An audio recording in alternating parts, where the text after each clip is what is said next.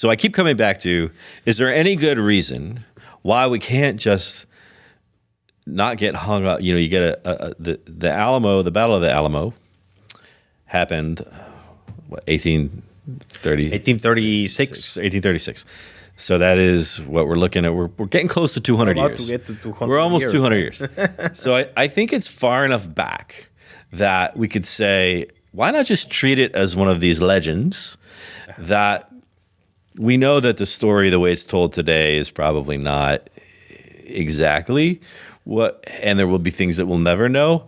But let's just use it as a symbol of the bravery of people and the values, and that and so what I'm looking for is what's a good like why not do that? And it sounds like it didn't. Contrary to what the Forget the Alamo guys said, it didn't seem to really create any anti-Mexican, lasting anti-Mexican sentiment, because even at the time there were Mexicans on the side of the So there wasn't any sort of a discrimination against the Mexican culture. That's the point that you just made. In fact, there was the admiration of the culture. Well, Sam Houston was married to a Native American.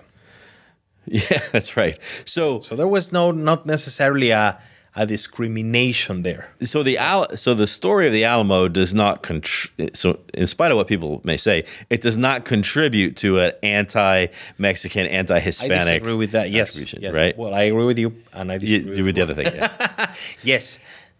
So I think John Wayne's notion that says, I want to take this story and I want to kind of immortalize it and embrace the legend of bravery and courage and patriotism. Why not? So I'll tell you why not. I think John Wayne also, given the time, right, Cold War, right? Oh, yeah. I think he embellished. So he didn't embellish the story. He also interpreted the story with the values of his time. Yeah, good point. Just as Tomlinson does today. Yeah. I think what we all need to do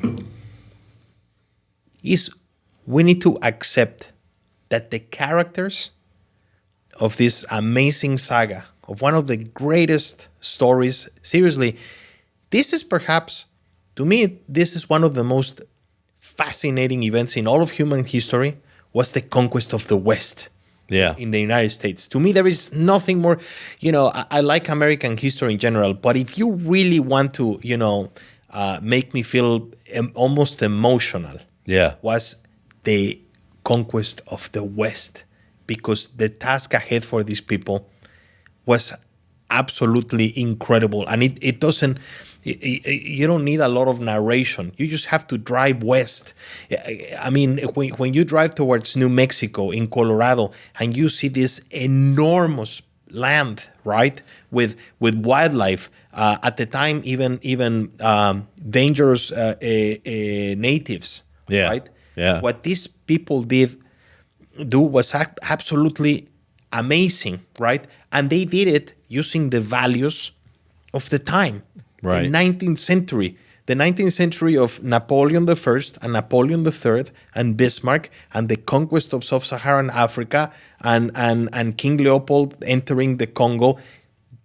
These were the men who conquered. They were using the values of the time. So John Wayne is using a different set of values. Sure. Tomlinson is using a different. If we just look at these men as men of the 19th century, men who were racist at a time where racism was not even a thing, men who thought it was okay to invade another country, but men above all who were pioneers. They thought America was so great that wouldn't it be great if we take it all the way to the Pacific? Yeah. Right? Yeah. If we just accept these men for what they were, 19th century men, we're all going to be fine. Yeah. If we try to force on them, Cold War values from John Wayne or the woke values from values from today, we are ruining an amazing story.